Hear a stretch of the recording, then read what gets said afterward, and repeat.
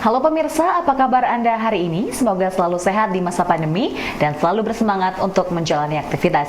Bagi pemirsa yang harus tetap bekerja di luar rumah, jangan lupa untuk selalu menggunakan masker.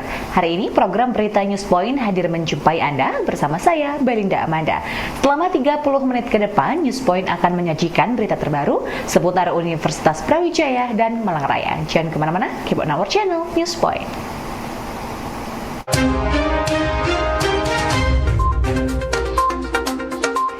Pemirsa, Dekan Fakultas Ilmu Administrasi Universitas Brawijaya Andi Feftawijaya pada webinar 3-in-1 program studi pariwisata via UB menyampaikan pariwisata memiliki kemampuan resiliensi untuk merespon pandemi COVID-19 ini.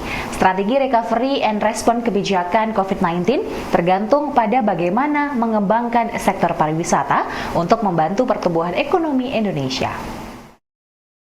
Tourism for the future. Jadi resilient itu kalau di bahasa Indonesia kan kurang lebih kemampuan untuk istilahnya apa, fight back gitu. Jadi dia mempunyai respon otomatis, baik secara langsung tidak langsung. Jadi pariwisata ini dianggap mempunyai kemampuan untuk merespon situasi ke depan, terutama dalam kondisi COVID ini. Ya, jadi judul ini menyiratkan ya bahwa strategi recovery dan respon kebijakan COVID-19 itu salah satu keberhasilannya tergantung pada bagaimana kita mengembangkan pariwisata kita ini. Karena ini merupakan sektor penting yang bisa nanti fight back ya. Jadi melawan kembali situasi dan kembali lagi ke posisi yang lebih baik lagi. Nah, tourism saya pikir ini menjadi sangat penting dan in Indonesia this is only one minister ya to handle this ya. Satu kementerian yang menghandle kementerian pariwisata ini dan we hope that in the future tourism act as the panglima. Jadi bertindak sebagai panglima untuk ekonomi kita sehingga kita bisa kembali ke situasi semula. As you know, because of the COVID-19, we get a minus for the economic growth.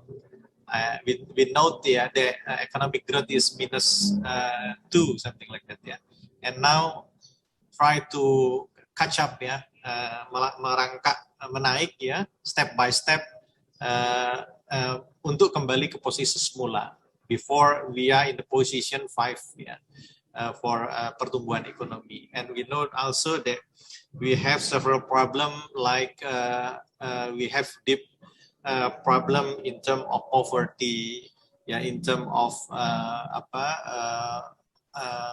pengangguran unemployment dan other social problem because of this COVID-19. So that's why from this seminar, I think this is very good opportunity we to know, to express and to share any idea, knowledge between us to let all stakeholders in our country to think how to solve our problem. That is, this pandemic is not only maybe stay in 1 or 2 years. It could be stay for 3, 4, or 5 years. I hope not forever, for this pandemic. But we guess that this is not still stay just only 1 or 2 years, something like that. So that's why we must prepare for this. Menteri Pariwisata dan Ekonomi Kreatif Sandiaga Uno pada webinar 3-in-1 Prodi Pariwisata Fakultas Ilmu Administrasi Universitas Brawijaya menyampaikan tantangan daya saing pariwisata Indonesia, koneksitas seperti jaringan internet, health and hygiene, safety and security, dan yang tak kalah penting adalah environmental sustainability. Tadi saya di beberapa destinasi mewah ternyata tidak mendapatkan signal. Mewah itu bukan mewah seperti yang kita banggakan, tapi mewah ini mepet sawah.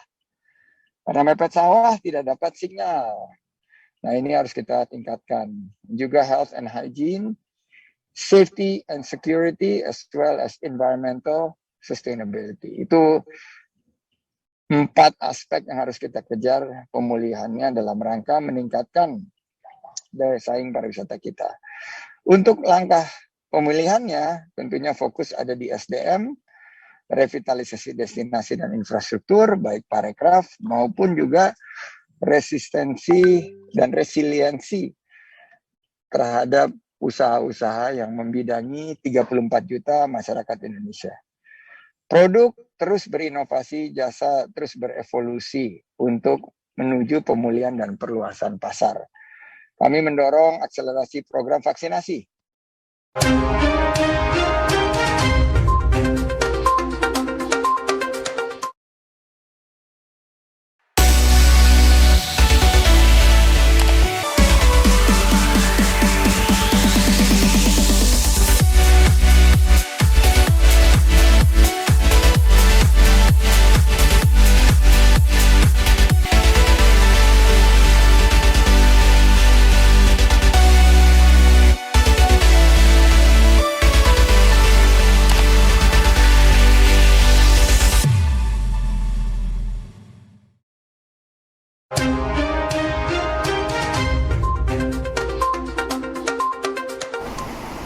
Marketplace khusus UKM dan produk daur ulang daurin.id, karya mahasiswa UB mendapat atensi dari pakar kewirausahaan UB, Yusuf Harisanto. Yusuf menyebut marketplace daurin.id ini merupakan satu terobosan inovatif dari mahasiswa untuk memfasilitasi UKM bisa go digital. Dengan marketplace yang spesifik, maka daurin akan lebih mudah untuk dikenal oleh masyarakat.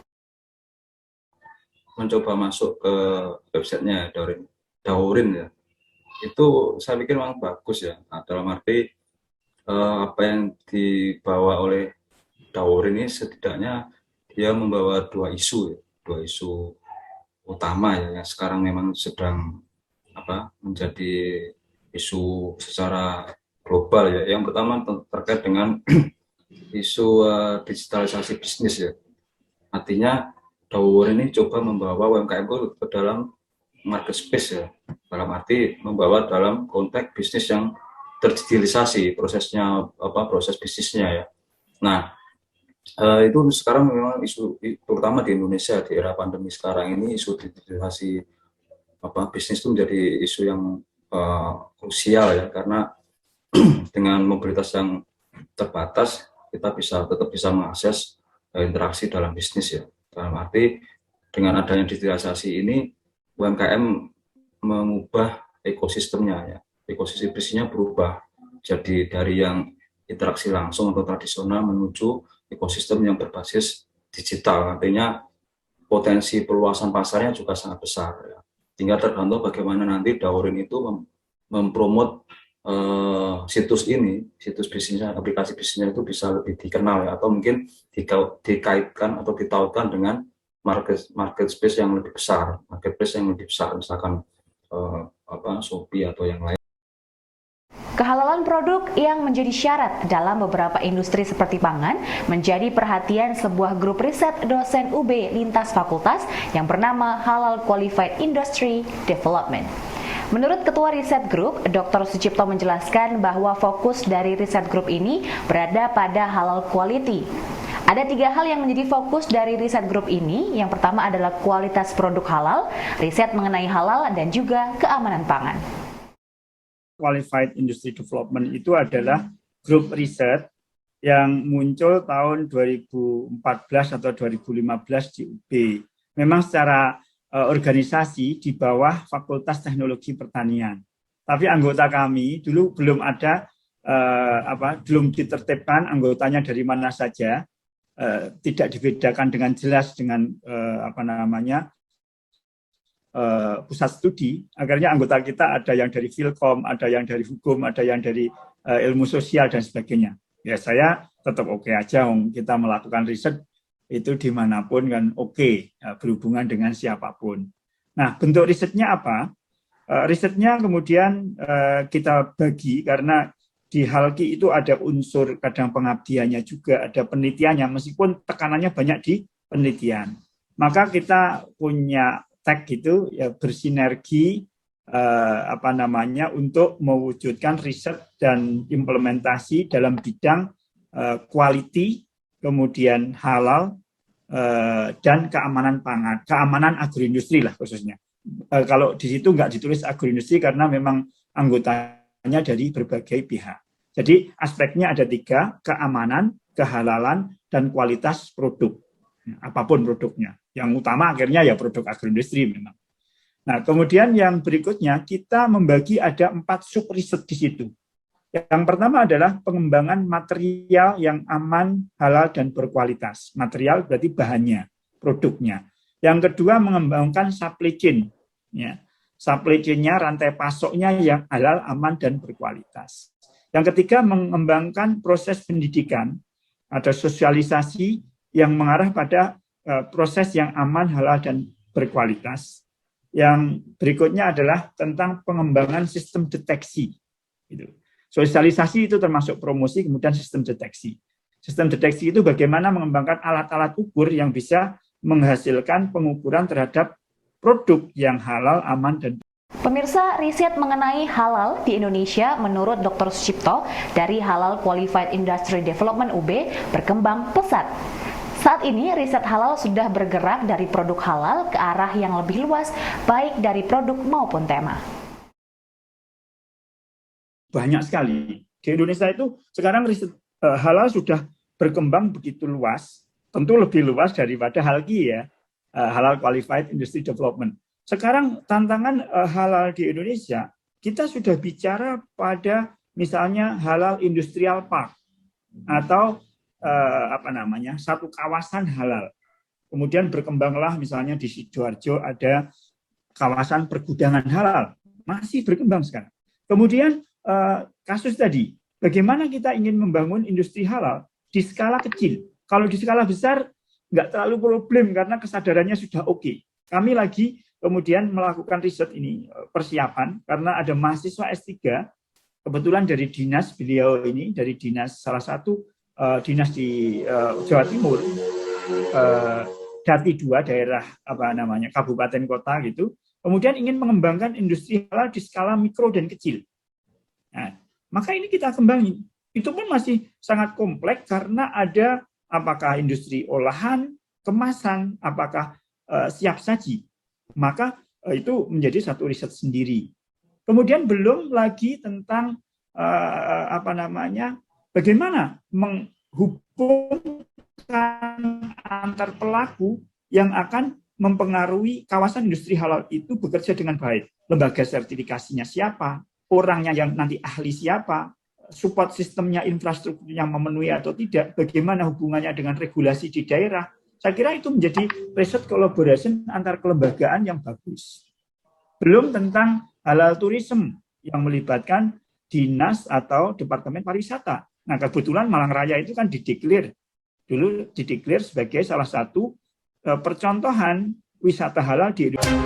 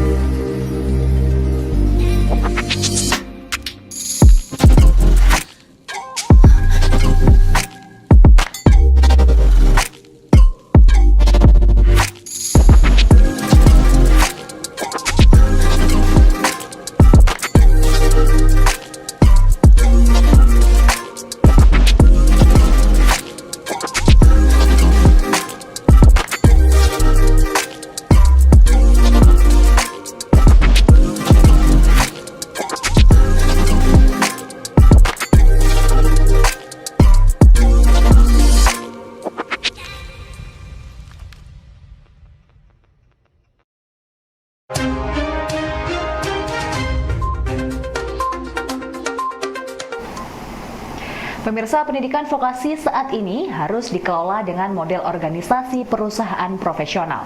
Peran kepala sekolah SMK menjadi mirip CEO karena tidak hanya mengurus tugas akademik. Hal ini disampaikan oleh Direktur Jenderal Pendidikan Vokasi dalam peluncuran program peningkatan kapabilitas manajerial berbasis industri bagi kepala SMK tahun 2021. Sejalan dengan Dirjen Pendidikan Vokasi, Dekan Fakultas Ekonomi dan Bisnis UB pada kesempatan yang sama mengapresiasi program pendidikan vokasi nasional dan meningkatkan agar pendidikan vokasi harus cepat unggul dari kompetitor. Waktu itu Mas Menteri mencanangkan satu program kepala SMK itu harus mirip CEO, karena tidak hanya akademik yang diurusin, tetapi juga ada aspek production manager di Jeng Factory, ada juga aspek marketing juga, ada juga aspek career center, karena lulusan SMK itu harus bekerja atau melanjutkan studi atau wirausaha. Dan juga ada juga manajer di SDM.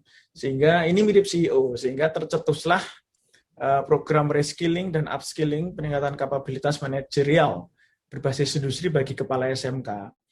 Kita bukan lagi hanya memprediksi perubahan, tetapi yang sangat penting itu adalah menciptakan perubahan itu. Dan organisasi yang baik ini ada kata-kata yang sangat saya suka, Bapak Ibu sekalian.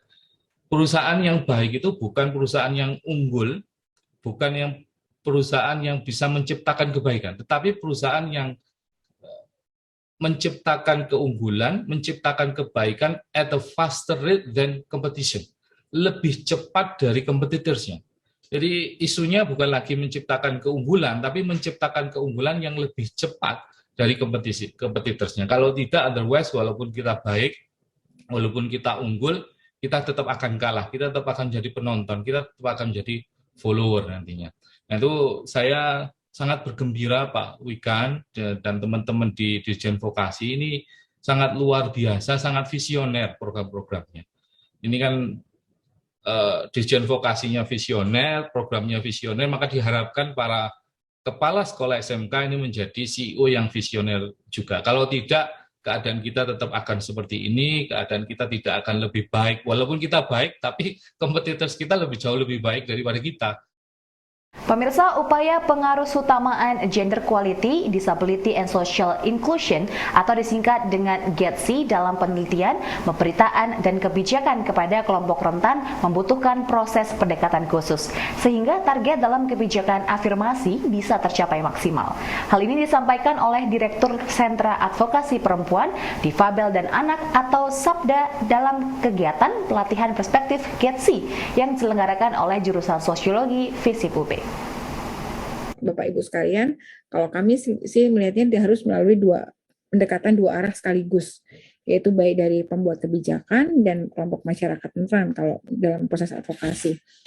Nah, proses itu sendiri harus kemudian dalam pendekatan dua arah ini dilakukan dalam proses advokasinya itu baik dari pembuat penyelenggara kebijakan ataupun dari terhadap masyarakat atau kelompok rentan. Seperti halnya misalnya kalau bicara mengenai penelitian bagi kelompok rentan atau penyandang disabilitas, seringkali kita tidak cukup mendapatkan data yang valid atau kemudian kebingungan karena ada orang-orang yang kemudian menutup diri. Nah, ini tentu saja ada proses-proses pendekatan atau advokasi yang penting dilakukan gitu terhadap kelompok rentan ini, bukan hanya kepada pembuat atau penyelenggara kebijakan. Nah, tentu di situ juga ada proses-proses yang disebut capacity building atau penguatan kapasitas, baik dari pembuat kebijakan harusnya seperti apa dalam melakukan pendekatan-pendekatannya, baik kepada penelitinya, baik kepada orang-orang yang kemudian melakukan pemberitaan itu harus seperti apa. Dan kemudian ada juga dilakukan upaya untuk terhadap masyarakat dan kelompok rentan. Karena bisa jadi mereka sudah diberikan ruang, bisa jadi mereka diminta untuk bicara, tapi rekan-rekan ini belum bisa menyampaikan. Saat mereka misalnya contohnya gini, saat melakukan pemberitaan yang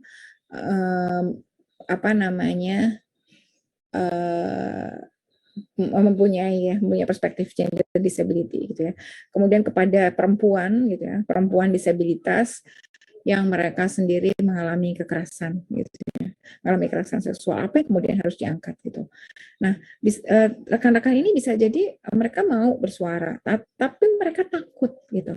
Mereka kemudian kebingungan untuk apa yang harus mereka sampaikan. Nah, ini proses-proses ini yang kemudian memang cukup penting untuk kemudian dilalui. Bukan hanya kemudian mereka diwawancara, atau kemudian ditanya-tanya gitu ya. Tapi kemudian ada hal-hal yang kemudian proses pendekatan lebih lanjut, kan mereka paham sebetulnya bagaimana mereka bicara, apa yang harus disampaikan, kemudian bagaimana lebih percaya diri dan sebagainya.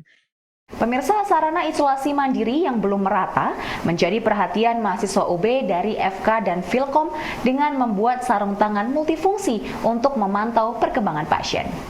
Sebenarnya ini tuh saya angkat judul ini karena saya melihat situasi sekarang itu kan Pak, pandemi COVID-19 dan kita juga keterbatasan dalam hal tenaga kesehatan juga. Nah, oleh karena itu di sini saya sebagai calon tenaga kesehatan, walaupun saya belum ya masih calon, nanti saya akan membantu sebisa mungkin yang saya dan tim saya bisa. Nah, salah satunya dengan menciptakan smart glove ini, di mana smart glove ini dapat digunakan oleh pasien isolasi mandiri, tapi tidak menutup kemungkinan juga digunakan di rumah sakit. Nah, smart glove ini tuh dia tuh bentuknya sarung tangan, Pak, di mana dia dilengkapi dengan sensor suhu tubuh, kadar oksigen dalam darah, terus ada sensor heart rate juga. Terus ada sistem alarm, di mana alarm itu nanti sebagai pengingat minum obat, dan juga ketika pasien dalam keadaan darurat, misalkan suhu tubuhnya di atas 38 derajat, maka alarm di aplikasi ini akan berbunyi. Nah, itu akan terhubung dengan rumah sakit ketika pasiennya nanti itu menekan tombol call emergency. Seperti itu. Terus untuk keunggulan produk kami sendiri ini, di mana produk kami ini bisa dijadikan sebagai salah satu produk penyewa jasa gitu ya Pak. Penyewa jasa kan kemarin saya sempat lihat gitu di berita ada paket isoman, sedangkan itu paketnya itu termogan sendiri, terus ada oximetri sendiri, sedangkan alat kami ini all-in-one gitu.